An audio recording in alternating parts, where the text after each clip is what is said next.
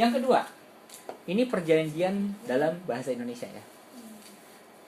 Antara kerjasama antara Bintang Nusantara Learning Center dengan SKB Kabupaten Sleman misalkan. Nah, kalau bahasa Indonesianya tulis. Nah, perjanjian kerjasama, bikin nomornya. Sebenarnya gini nih, perjanjian kerjasama kalau ingin lebih resmi, Anda undang saja notaris, bayar mereka. Oke. Notaris bayar mereka, nggak mahal kok, paling 400 sampai 500 ribu lah. Mungkin untuk dicap supaya disahkan secara hukum. Nah kemudian di dalam perjanjian kerjasama jelaskan siapa saja yang melakukan perjanjian. Nah kalau misalkan ada orangnya tulis namanya siapa, gitu ya. Nah ini perjanjian kerjasama antara institusi. Tetapi kan yang menandatangan biasanya pimpinan tertinggi institusi. Ya kebetulan Bintang Nusantara misalkan direkturnya saya. Dinas Pendidikan Kabupaten Sleman misalkan kepalanya Dr. Andes Margana Mulyana Malia. Alamatnya di mana tulis. Kalau perlu ada nomor KTP, tulis nomor KTP. Kalau misalkan di kita ada Hong Kong ID, ada Hong Kong ID. Nah, kemudian di sini yang berikutnya adalah Anda jelaskan mana yang pihak pertama, mana yang pihak kedua. Sehingga nanti di bawah tidak nyebut-nyebut lagi nama Fajar Kurniawan atau nama Pak Margana. Ya. Jadi nanti pada saat statement perjanjiannya yang disebut hanya pihak pertama dan pihak kedua. Nah, di sini yang menjadi pihak pertama siapa? Saya. Ya. Saya pihak pertama. Yang pihak kedua Pak Margana. Gitu. Jadi ada dua pihak. Nah, kemudian jadi nanti di bawah-bawah itu kalau pihak pertama saya, pihak kedua Pak Margana. Nah, biasanya dalam bahasa Indonesia ada pasal-pasal. Nah, ini perjanjiannya. Biasanya ruang lingkup. Kerjasamanya dalam bentuk apa saja. Berarti kalau di luar itu berarti kan tidak dikerjasamakan. Ya, tetapi misalkan kerjasamanya dalam bentuk pelaksanaan kegiatan belajar kesetaraan paket B dan C. Ya. Berarti kalau Saint Mary nggak masuk nih, atau perguruan tinggi nggak masuk. Ya berarti cukup skupnya hanya paket B dan C. Nah, kemudian pasal kedua. Nah, pelaksanaan kerjasamanya seperti apa? Nah, misalkan pihak pertama bersedia untuk. Nah, di sini Anda tuliskan kewajiban dan hak dari setiap pihak.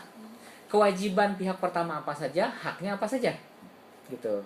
Kewajiban pihak kedua apa saja, haknya juga apa saja. Kan begitu. Kewajiban majikan kepada Anda memberi gaji. Ya. Haknya majikan, pekerjaan rumah dibereskan, gitu kan? Kewajiban Anda bekerja. Hak Anda menerima gaji, gitu kan? Tapi harus dijelasin. Gitu. Kewajiban majikan memberikan libur. Hak Anda mendapat libur, gitu kan? Nah, jadi ada hubungan antara kedua belah pihak. Nah, di sini dituliskan pihak pertama berarti Fajar, ya. Pihak pertama kewajibannya apa saja? Merekrut warga belajar, cari siswa. Pihak pertama menyediakan sarana. Pihak pertama memberikan data warga belajar tuh. Ini kewajiban saya nih. Ya. Misalkan seperti itu. Kemudian tulis pihak kedua kewajibannya apa saja. Gitu ya. Pihak kedua bersedia untuk membantu pihak pertama dalam penyediaan modul. Pihak kedua bersedia untuk menyiapkan dan dukungan administratif alternatif. Jadi tulis kewajiban pihak pertama dan tulis kewajiban pihak kedua. Gitu. Nah, kemudian biasanya ada pasal 3 penyelesaian perselisihan. Biasanya tulis kalau berselisih, kalau bertengkar gitu kan, atau berebut gitu kan. Perselisihan yang timbul dalam pelaksanaan ini akan diselesaikan oleh kedua belah pihak secara musyawarah dan mufakat. Biasanya ditulis seperti itu. Apabila dalam pelaksanaan kerjasama ternyata harus dihadapkan kepada pihak yang berwajib maupun pers, maka kedua belah pihak bersedia untuk saling membantu. Wah, biasanya kan orang berseteru harus begitu. Ya, karena kita harus memprediksi tidak selamanya kita berteman. Ya, bisa jadi pada saat ada uang. Nah, dulu saya begitu bikin bisnis, bikin laundry. Pada saat pertama nggak bikin perjalanan gampang lah, karena nggak ada duitnya. Nah, pada saat laundry kita laku ada duit, baru rebutan. Biasanya begitu.